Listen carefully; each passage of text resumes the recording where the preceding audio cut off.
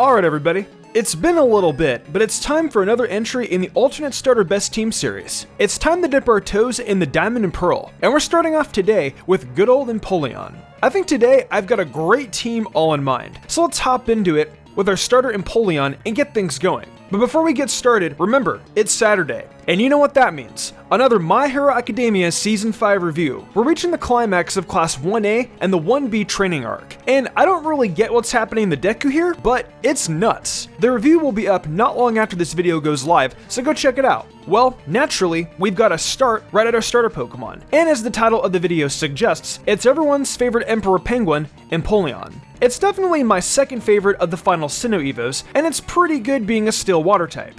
There's ton of resistances for this typing, and so few weaknesses. It's quite nice. So you'll start off with Piplup, and then by level 36, you'll have your strong, fully evolved starter. Its special attack is great, its special defense is pretty solid too, and it'll be a great option while playing through Sinnoh. Let's get right into the moves I pulled out for it. So our move pool on Empoleon today is Surf, Waterfall, Flash Cannon, and Drill Peck. So we've got Surf, which is an obvious one, learned via HM, which is obtained in Celestic Town from Cynthia's grandmother. Then we have Waterfall, which is learned via another HM from Jasmine in Sunyshore. It might not be a special move, but it's still needed to get through the game, and it's good enough to fill in a spot on this set. Next we have Flash Cannon, which is an absolutely great stab move that comes in TM form, and you'll get that TM after you defeat Byron and win your 6th gym badge. Finally, there's Drill Peck, and that's learned at level 52. Go ahead and use Aerial Ace until then. That's found on Route 213. Before Aerial Ace, go ahead and use Peck. It's going to be great coverage for those pesky fighting types that think they've got Empoleon's number just because it's a Steel type. Now with these moves, Empoleon will be able to do well against Rourke's entire team, Gardenia's entire team, but be very careful, Malion's Meditite and Machoke, Byron's Steelix and Bastiodon, Candace's entire team, Cyrus's Weavile, Barry's Heracross, Rapidash and Torterra, Aaron's entire team except for Drapion, Bertha's Sudowoodo, Golem and Hippodon, Flint's Rapidash, Steelix and Infernape, Lucian's Medecham, and Cynthia's Roserade. There's some nice water coverage provided by Empoleon, and its set really helps during those early gym battles where we need it the most. It's definitely an MVP on this team. So let's move on now to a Pokemon that needs to be on every Sinnoh best team. My main man and aviator, Starraptor. Starraptor is just super good, and I had to include it on this team thanks to how early you get it and how helpful it'll be during your journey. It's hands down the best early bird Pokemon as we know. You can get your hands on Starly right away when you get Pokeballs, and at level 14, you'll have Staravia. And finally, at level 34, you've got Staraptor with 120 base attack and 100 speed. It's a great flying type to have on your side and will provide major firepower throughout a Let's Play. The moves that Staraptor has are Fly, Brave Bird, Close Combat, and Return. This is an incredibly hard-hitting moveset, and it's a full moveset you can get before you even reach the Elite Four. Fly is an HM, and it's going to help you get around the region while also offering an extra flying type option if you want to turn to it in battle. You get the HM for that in the Galactic Warehouse, and can use it immediately after beating Maylene. The next move is Brave Bird, and this will be learned at level 49, and it is the final move Staraptor learns by level up. It's an incredibly strong flying type move that has some recoil, but is super good. Close Combat is next, and man, it's absolutely awesome that Staraptor can even get this move. It's one of the big things that really sets it apart from other flying types, as it will tear through rock and ice types and can hit tons of other types for great damage. It learns it at level 34, so right around when you're evolved, you'll have that great move. Finally, we have got Return, a favorite move of mine, and one that provides very strong normal stab damage on a Pokemon that you'll find yourself using throughout your journey. You get the TM for Return and the Lost Tower on Route 209. So with these moves, Staraptor will be able to do well against Gardenia's entire team, Mayleen's Meditite and Machoke, Byron's Steelix and Bastiodon, Candace's entire team, but be real careful, Cyrus's Weavile, Barry's Snorlax, Torterra and Heracross, Aaron's entire team except Drapion, Bertha's Sudowoodo and Golem, but be careful, Flint's entire team except for Drifblim and Rapidash, Lucian's Medecham, and Cynthia's Roserade and Lucario. There is a lot that Staraptor does that Empoleon does as well, but honestly, it does some of those things a lot better. It's just so good and will always have a place on one of my Sinnoh best teams. Now, let's wrap this one up with the final returning member of this team, Medecham. I mentioned back on the Torterra team that I was probably going to bring it back for this one, and here it is. Its ability, Pure Power, is tremendous, doubling its attack stat, and its speed is a sort of decent base 80. you'll find Meditite on Route 211, which is nice and early on, and at level 37, it evolves. So yeah, this is a quick entry, so let's get right into it. Did someone ask for punches? Because Medecham has the elemental punches and drain punch on its side. You can heart scale on the elementals, and then drain punch is gotten for beating Maylene. So just hunt around for heart scales in the underground and you're good.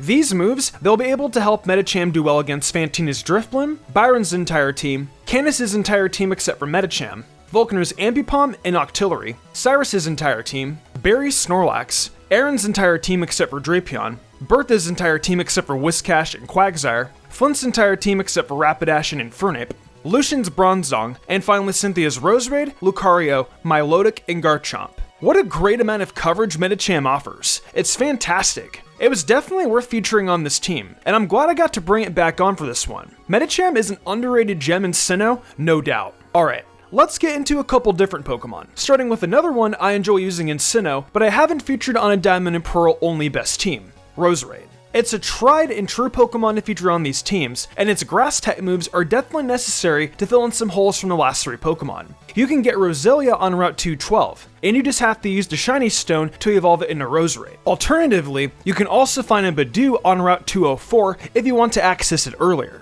Now that Shiny Stone, you'll have to find it on Iron Island, which you can access around the time you're challenging for your 6th gym badge.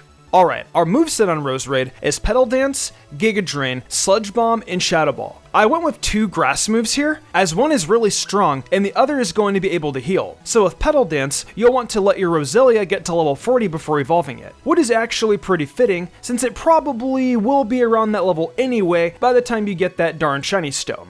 Then there is Giga Drain, which is learned at level 25, and is a pretty solid grass move that once again will heal your Roserade. Then we have Sludge Bomb, which is obtained in the Galactic Warehouse when you're exploring in the late game. Finally, we've got Shadow Ball for coverage, and that is learned via a TM that can be found on Route 210, so long as you have Rock Smash. So with these moves, Roserade is able to do well against Crasher Wick's Quagsire and Floatzel, Fantina's entire team, Candace's entire team except for Sneasel, Vulcaner's Octillery, Barry's Floatzel, Bertha's entire team, Flint's Driftbloom, Lucian's entire team except for Girafarig and Bronzong, and finally Cynthia's Gastrodon and Milotic. Roserade's grass-type moves, as well as access to Shadow Ball, this absolutely dominates certain Pokemon, and really helps plug holes up. It's good stuff. Alright, next up, I've decided to go with a nice ground-type Pokemon to throw a Stab Earthquake on and get a lot out of it during our journey. I'm talking about Hippodon, a very strong and interesting option for this team. You can find the Hippopotas you'll need to start with in the Maniac Tunnel, and it needs to get to level 34 before it'll evolve. Its stats are pretty nice, 118 defense and 112 attack, meaning on the physical end, it's going to be a fantastic Pokemon.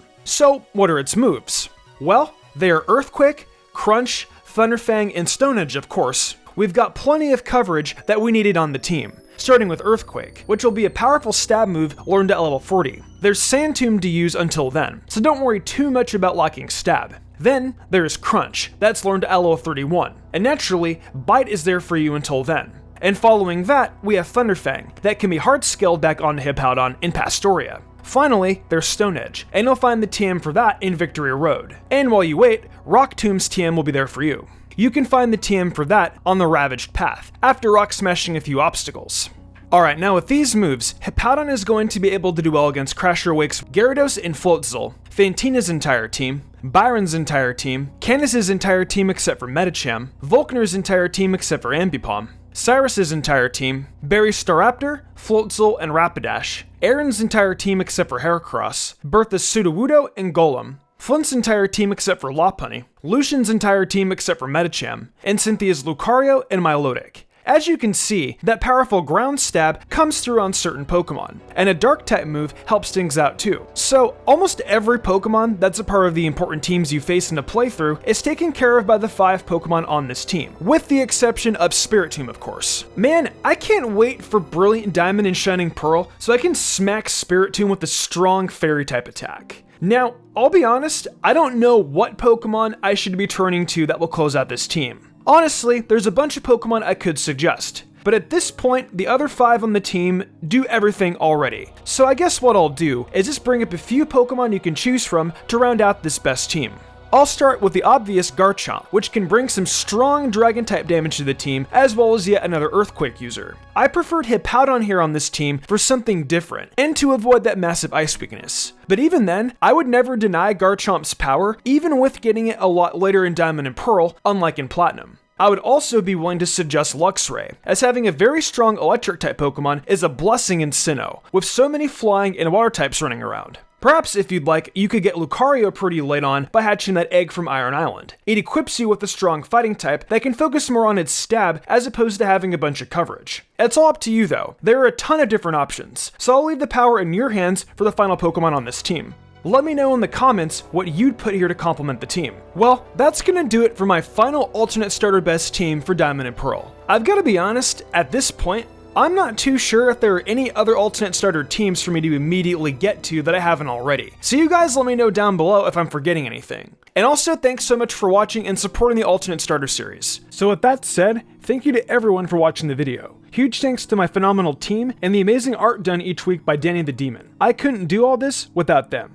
If you all enjoyed the video and want to see more content like this, be sure to leave a like, subscribe, and hit that notification bell. Be sure to leave a comment too, as it really helps us out. I also do other content on my Twitch, where I stream Genshin Impact, Mystic Zora, where I do Pokemon Let's Plays and other gaming content, and of course MysticSage, where I do all anime content. Right now, I'm focusing on Inuyasha and Yashahime, so if you're interested in that, be sure to check it out. If you'd like to support me even further than that, check out my Patreon. Whether it's a $1 tip to get early thumbnail access, or the $10 tier to get cool Perler bead charms and a shout out. There's tons of reasons to join today. These lovely people did, and I thank them all so much for their support. It really means the world to me. I think I'm gonna wrap this up though. I'm Mr. Umbreon, and I will see you all next time with some more amazing Pokemon content.